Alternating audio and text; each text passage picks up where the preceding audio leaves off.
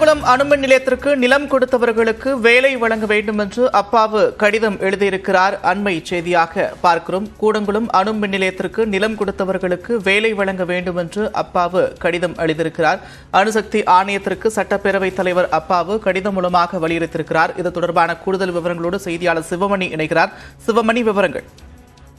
நிச்சயமாக நந்தா, திருநெல்வேலி மாவட்டத்தினுடைய ராதாபுரம் சட்டமன்ற தொகுதியினுடைய சட்டமன்ற உறுப்பினராக அப்பாவு இருக்கிறார். அவருடைய சொந்த தொகுதியாக இருக்கிறது. இதில்தான் கூடங்குளம் அணுமின் நிலையம் இருக்கிறது.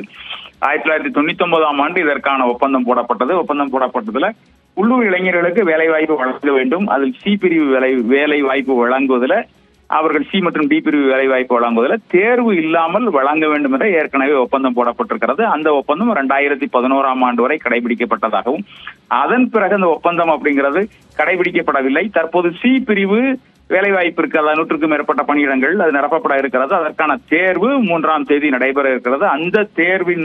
அந்த தேர்வு நடத்தப்படக்கூடாது, அந்த தேர்வு ரத்து செய்யப்பட வேண்டும் அப்படிங்கிற அதற்கான கடிதத்தை தமிழகத்தினுடைய சட்டப்பேரவைத் தலைவர் அப்பாவு இந்திய அணுசக்தி கழக தலைவரும் அணுசக்தி செயலாளருமாக இருக்கக்கூடிய அஜித்குமார் மொகந்திக்கு கடிதம் எழுதியிருக்கிறார்.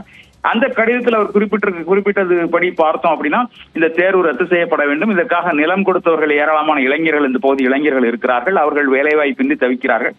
அவர்களுக்கு முன்னுரிமை வழங்க வேண்டும். இந்த முழுமையாக அந்த சி பிரிவு முழுமையாக அவர்கள் தேர்வு இல்லாமல் அவர்கள் தேர்வு செய்யப்பட வேண்டும். ஏற்கனவே இதற்கான ஒப்பந்தம் அப்படிங்கிறது 1999ஆம் ஆண்டே போடப்பட்டிருக்கிறது. அதனை முழுமையாக இந்திய அணுசக்தி துறை அதனை பின்பற்ற வேண்டும் அப்படிங்கிற கடிதத்தை எழுதியிருக்கிறார். உடனடியாக அந்த தேர்வு ரத்து செய்வதற்கான உத்தரவு வழங்க வேண்டும் அப்படிங்கிறது அவருடைய கடிதத்தில் இடம்பெற்றிருக்கிறது. இந்த கடிதத்தை அவர் இந்திய அணுசக்தி கழகத்தினுடைய தலைவருக்கு அனுப்பி வைத்திருக்கிறார். நந்தா, நன்றி சிவமணி, விரிவான விவரங்களுக்கு.